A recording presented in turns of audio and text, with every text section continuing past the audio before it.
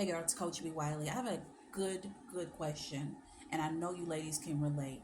It says, why would a guy offer you gas money for you to come to his house, but he won't use that money to take you out on an actual date? It's like he's purposely trying to avoid taking me out on a date, but he has no problem giving me gas money to visit him.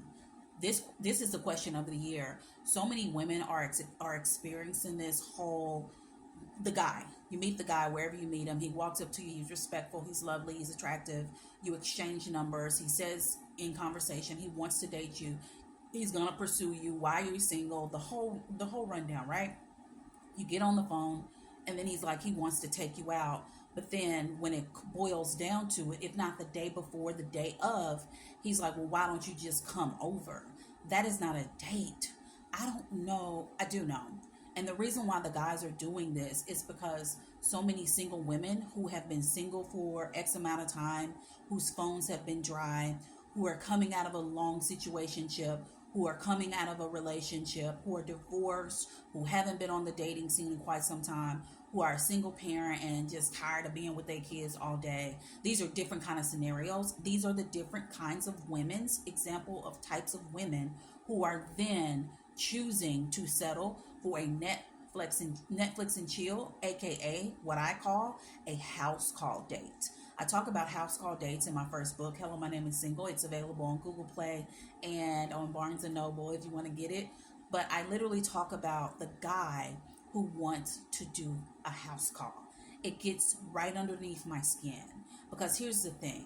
If you know that you're dating on actual lunch, brunch, breakfast dates because you ultimately want to be partnered up and or married, be with someone for a lifetime, there is no reason for you to even entertain any kind of house call whatsoever when you're meeting a guy that you don't even know.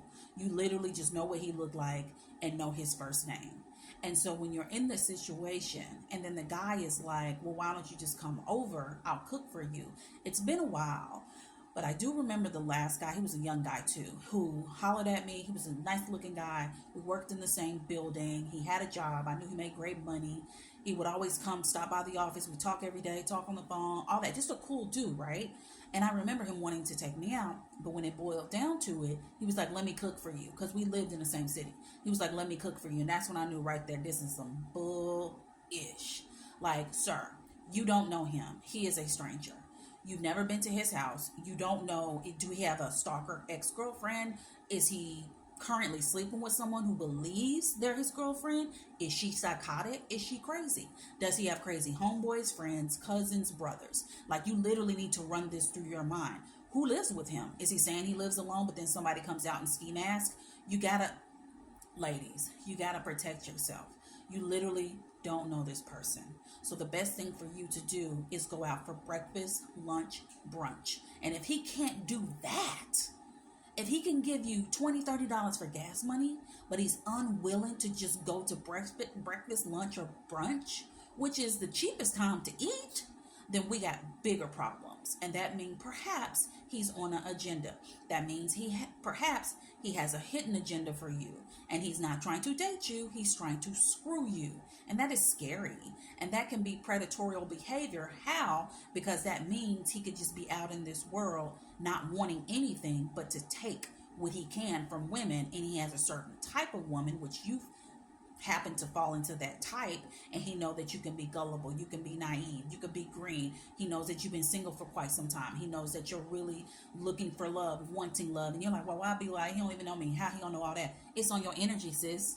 I talk about this in my videos. Your energy gives off whatever in the world you're going through. My energy used to give off desperate, lonely, depressed, in need of a connection, just wanting a man, pick me, pick me. That was my energy. Want to know how I know that was my energy? Because every dude that I would pick up that I would like would be emotionally disconnected, emotionally uninvested, wanted to pick my butt up and put me back down. That is code for screw me and keep it moving.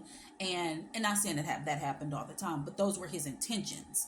And another thing, side note, while I'm saying that, just because those are his intentions doesn't mean that you're obligated to do it, or doesn't mean that I believe you will do it. The point is, don't put yourself in the position to be screwed, literally and figuratively. So when you're a young lady like this and you're coming across a guy who in the beginning seemed super cool, then all of a sudden things change, or something came up at the last minute, he got to watch his daughter, he can't go out, you for some reason got to do this house call, you need to let him know out the rip, well, you know what, that's not going to work for me.